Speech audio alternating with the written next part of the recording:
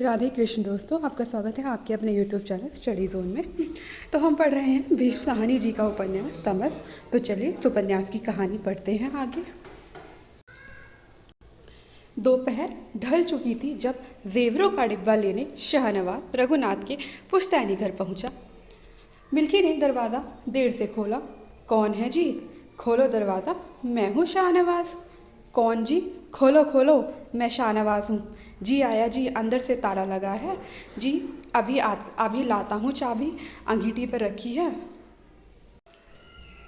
सड़क के पार फिरोज खाल वाले का गोदाम था। फिरोज अपने गोदाम के चबूतरे पर खड़ा खालों की दो गांठों को ठिकाने लगा रहा था। शाहनवाज ने उस ओर देखा तो वह बुद्ध की तरह खड़ा शाहनवाज की ओर देखे जा रहा था। शाहनवाज ने मुंह फेर लिया, पर उसे लगा जैसे अभी भी फिरोज उसकी ओर नफरत से देखे जा रहा था। आज भी हिंदुओं के घर का दरवाज़ा खटखटा रहे हो, मानो वह मन ही मन कह रहा था। एक तांगा पास से गुजरा। शाहनवाज ने घूम कर देखा। चौधरी मौलादाद अपनी अनोखी पोशाक पहने बिरजिस और गले में हरे रंग का रेशमी रुमाल खुले तांगे में मुसलमानी इलाके की गश्त लगा रहा था। शाहनवाज को देखकर वह हंस दिया और हाथ ज़रूरत से ज़्यादा ऊंचा उठाकर सलाम किया। शाहनवाज को झेप हुई और नौकर पर गुस्सा आया कि वह क्यों दरवाज़ा खोलने में देरी लगा रहा है। अंदर ताला खुलने की आवाज़ आई। फिर मिल्की ने धीरे से दरवाजे का पल्ला थोड़ा सा सरकाया और शाहनवाज को देखकर बत्ती सी निपोरने लगा। शाहनवाज ने पैर की ठोकर से दरवाज़ा खोल दिया और अंदर चला गया। बंद कर दो दरवाज़ा। जी खान जी। घर का अंधेरा बरामदा लांघते हुए उसे स्निग्धता का आभास हुआ। इस अंधेरे बरामदे में वह बहुत दिनों बाद आया था। घर की सुपरिचित महक उसे अच्छी लगी। वर्षों पहले जब वह रघुनाथ के साथ बरामदा लांघकर अंदर आया करता था तो उसकी छोटी बेटी मुंह में उंगली दबाए देर तक उसकी ओर ताकती रहती थी। फिर दोनों बाहें उठा लेती थी कि मुझे गोद में उठा लो। हर बार वह आता तो भागती हुई बरामदे के सिरे पर आ जाती और दोनों बाहें उठाकर हंसने लगती थी। इसी बरामदे को लांघते समय घर की जवान औरतें दरवाजे की ओर से अंदर भाग जाया करती थी। यह भी वर्षों पहले की बात थी जब रघुनाथ शुरू में उसे अपने घर लाने लगा था। उन हंसती औरतों में से किसी की नज़र शाहनवाज पर पड़ जाती तो वह भागना छोड़कर रुक जाती। हाय, आप हैं? मैंने सोचा न जाने कौन है। शाहनवाज का दिल भर आया।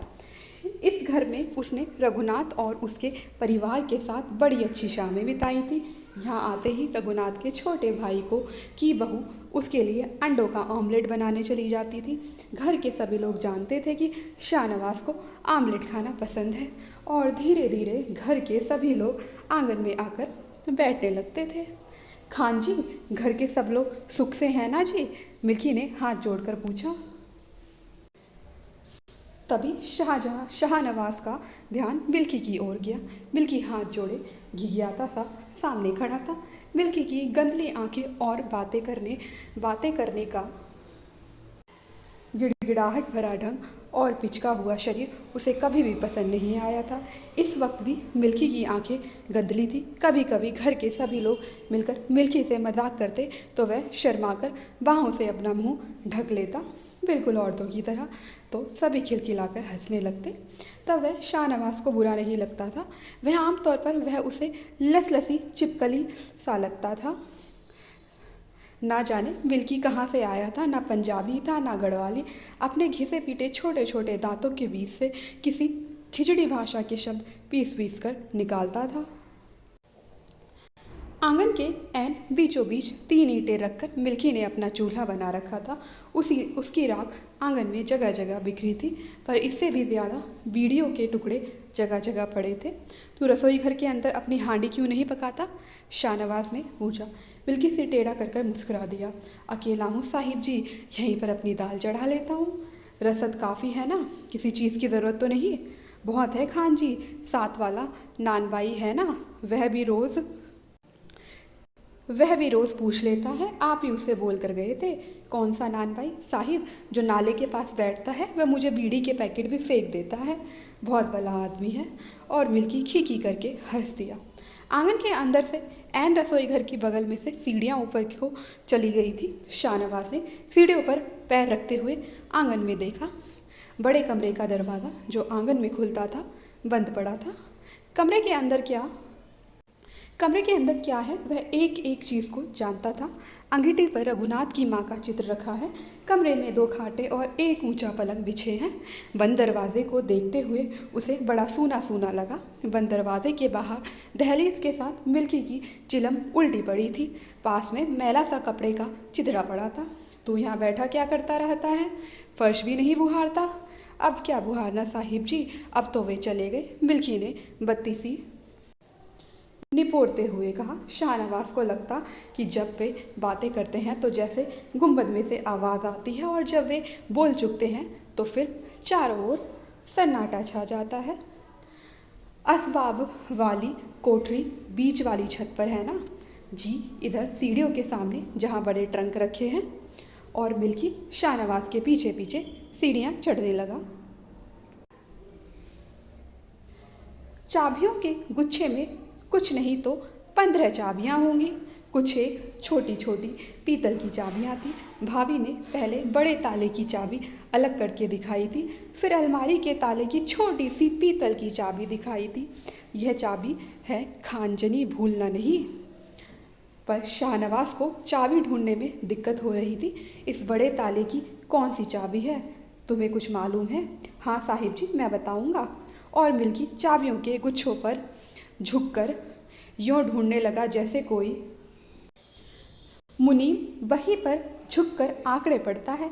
ले देकर मिल्की शाहनवाज की कोहनी से कुछ ऊपर तक आता था। शाहनवाज को पगड़ी के नीचे से मिल्की की चुटिया झांकती नजर आई।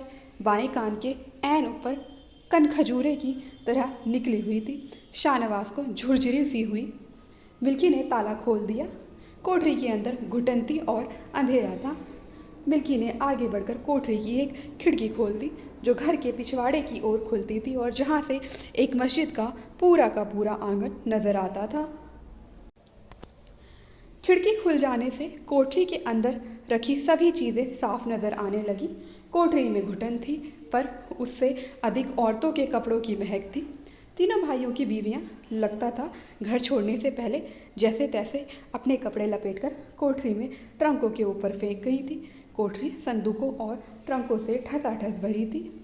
ट्रंकों के बीच से अपना रास्ता बनाते हुए वह उस अलमारी तक जा पहुंचा जिसमें जेवरों का डिब्बा था। तभी उसकी नज़र खुली खिड़की से मस्जिद के आंगन में पड़ी। वजू करने के ताल के पास बहुत से आदमी बैठे थे। लगता था उनके बीच किसी आदमी की लाश रखी थी।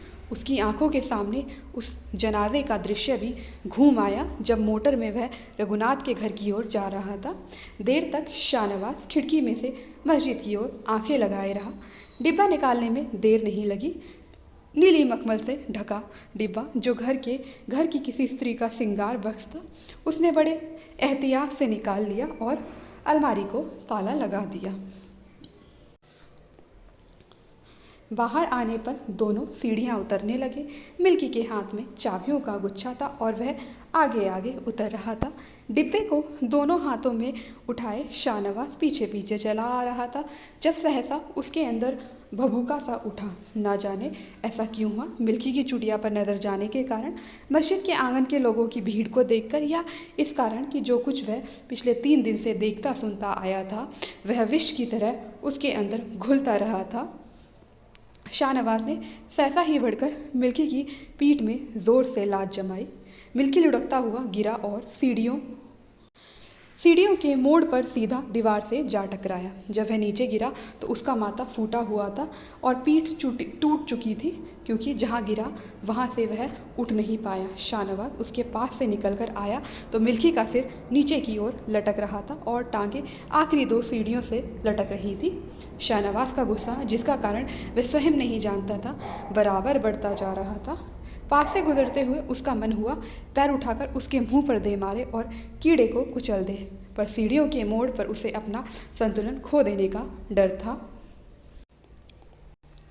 नीचे आंगन में पहुंचकर उसने एक बार मिल्की की ओर देखा। मिल्की की आंखें खुली थी और शाहनवाज के चेहरे पर ऐसे लगी थी मानो बात उसकी समझ में भी नहीं आ रही हो कि उसकी किस भूल से खफा होकर खानजी ने उसे मारा था। मिल्की के मुंह से गिरते समय घुटता सा शब्द निकला था, पर अब मिल्की चुप था। या तो भय से ही दम तोड़ गया था, या बेहोश पड़ा था, या फिर गर्दन की हड्डी टूट गई थी। शाहनवाज ने उसे वहीं छोड़ा, जेवरों का डिब्बा बगल में दबाकर वहाँ से निकल आया और बड़ा ताला जो पहले मिल्की ने घर के अंदर लगा रखा था उसे घर के बाहर लगा दिया।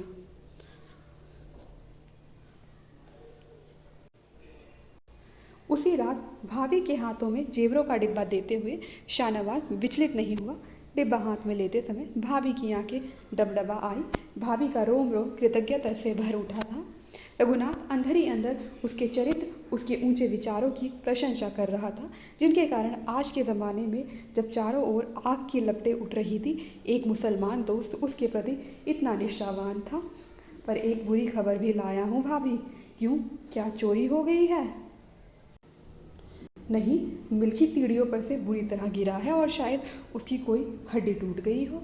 पहले सोचा कि डॉक्टर वॉक्टर को बुलाऊं, पर आजकल डॉक्टर मिलते कहाँ हैं। कल उसका कोई इंतज़ाम करूँगा। बेचारा, कहो तो उसे यहाँ डाल जाऊँ, वहाँ अकेला कहाँ पड़ा रहेगा। मैं अपना कोई आदमी रखवाली के लिए छोड़ आऊँ।